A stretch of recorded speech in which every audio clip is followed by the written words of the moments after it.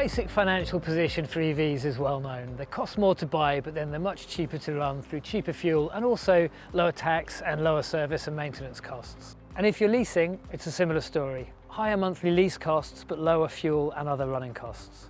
And whether an EV costs more or less overall than a conventional vehicle comes down to the details of your situation. What you buy and how much of a premium you pay relative to the petrol or diesel.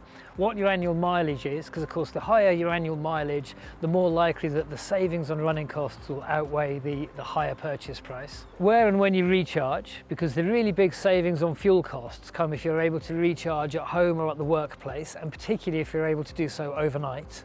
And whether it's a company car, because EVs have a huge financial advantage in terms of much lower company car tax.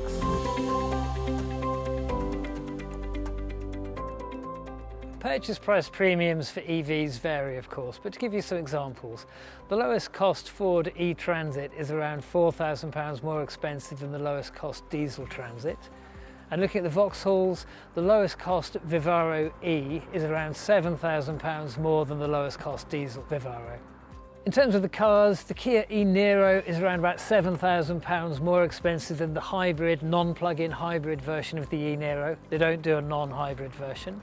And the VW ID3 is about £9,000 more than the equivalent spec Golf, although the ID3, of course, is effectively automatic and it's also more powerful.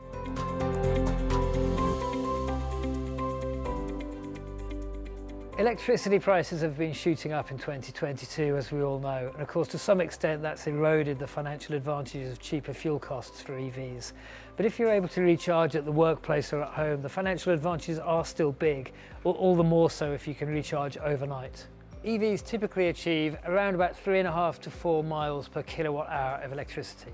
And our latest data from the Energy Saving Trust for October 2022 shows the average UK tariffs are now 34 pence a kilowatt hour daytime, 20 pence a kilowatt hour off-peak. Combining those two sets of figures, we see that EVs charged overnight on cheap rate electricity cost about 5 to 6 pence per mile for fuel costs. And that compares to about 17 to 18 pence per mile for petrol or diesel. So the EV charged overnight is saving in the region of 2/3 of your fuel costs.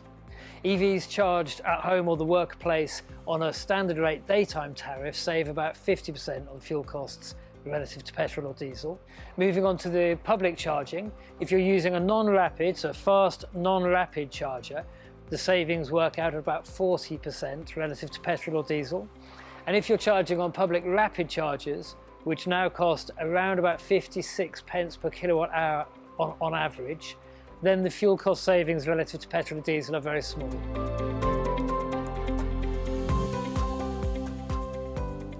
There's no road tax to pay on EVs, and of course they'll never pay any clean air zone charges, but the really big tax benefits come from the company cars in relation to benefit in kind tax.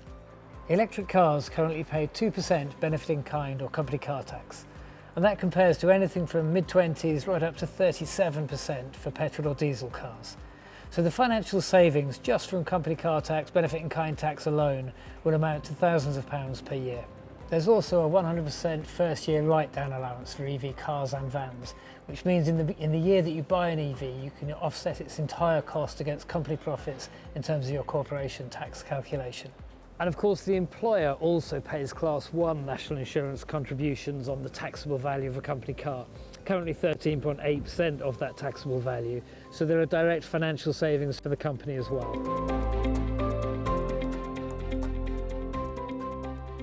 Servicing and maintenance is also easier and cheaper on an EV than a conventional vehicle.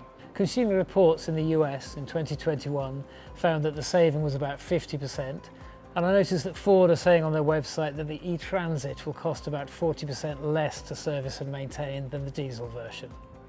For company cars, you can expect significant financial savings by choosing an EV. And even if benefit in kind isn't an issue, if you're able to do most of your charging at the workplace or at home, then you may well achieve cost parity or better in terms of whole life costs by choosing an EV, depending on mileage and other factors. And of course, the business case doesn't just come down to minimising whole life costs. Both your customers and your employees will tend to react very favourably to EVs. And getting EVs on the fleet really does send a strong message of environmental responsibility.